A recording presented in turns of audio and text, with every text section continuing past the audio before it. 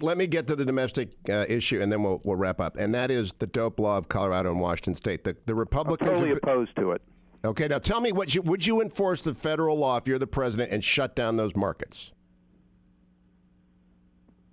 Well, I don't. What's the implications of that, Lou? I mean, the state has voted for it. You know, I mean, on what grounds would you shut them down? Because it's still a federal violation for them to operate that. The Department of Justice is choosing. I don't know. I'd have to think about it. Here's my great concern. First of all, you have a states' rights issue.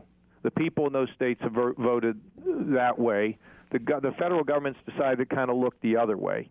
I feel very strongly in my state, I'm going to oppose, and they're going to put something on the ballot to legalize drugs. I'm totally opposed to it because it is a scourge in this country.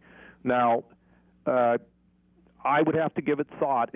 I probably would not, from the standpoint that the states have gone forward and approved. I hadn't thought about this. I'd have to give it. I'm going to try and persuade you to prosecute him, but that's for another day. I've got Christie and Rubio wants to prosecute him. Cruz doesn't. Santorum's undecided. I'll put Kasich in the undecided category at this point as well. But well, let me tell you this though. In my state and across this country, if I happened to be president, I would lead a significant campaign. Down at the grassroots level to stomp these drugs out of our country.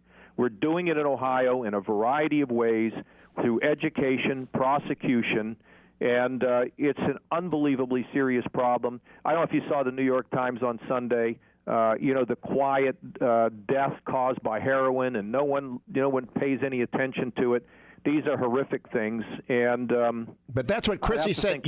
You can't stop this if two states, Colorado and Washington State, are pumping tons of marijuana into the national marketplace.